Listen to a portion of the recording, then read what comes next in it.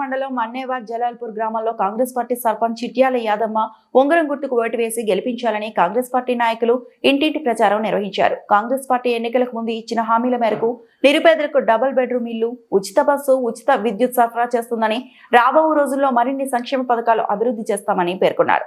Congress party అభ్యర్థులను సర్పంచ్ గా గెలిపించాలని సూచించారు. ఈ కార్యక్రమంలో సర్పంచ్ యాదమ్మ, రామ్ గౌడ్, అక్షయ్ గౌడ్, రామారావు, రాఘవాలో సత్యనారి, రామస్వామి, కిస్తాగౌడ్, బాలకృష్ణ గౌడ్, అంజన్ గౌడ్, శేఖర్ గౌడ్, సత్యగౌడ్, రామకృష్ణ పటేల్, కావేరి, మహేష్, లంబాడి సూర్య, లంబాడి రెడ్డియా దుర్గ్యా కార్యకర్తలు పాల్గొన్నారు.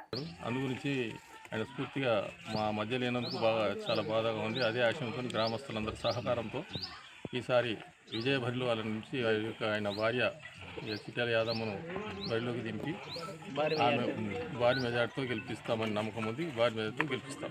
అందరికీ నమస్తే.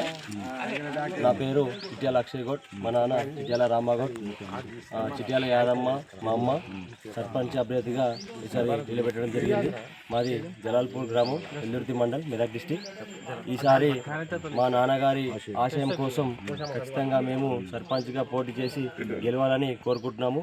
ఊర్లో కూడా అందరూ పెద్ద మనుషుల మద్దతుతోని, అందరి గ్రామ ప్రజలందరి మద్దతుతోని ఈసారి సహకారంతో ఖచ్చితంగా బరిలోకి దిగాము. అలాగే ఈసారి ఖచ్చితంగా విజయం మాదే అని కోరుకుంటున్నాము. అందరికీ నమస్కారం.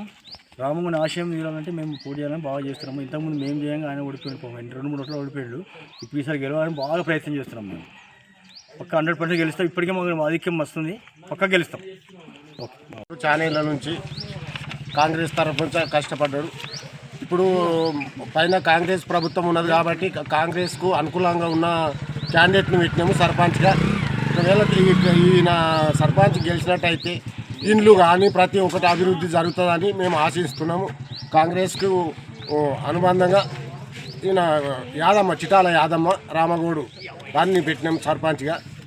అందరూ ఓటేసి గెలిపించగలరని మన గ్రామ పెద్దలకు, నాతోటి మిత్రులకు, అక్కలకు, చెల్లెళ్ళకు అందరికీ మనవి చేస్తున్నాను. మరిన్ని అప్డేట్స్ కోసం మా ఛానల్ని సబ్స్క్రైబ్ చేయండి.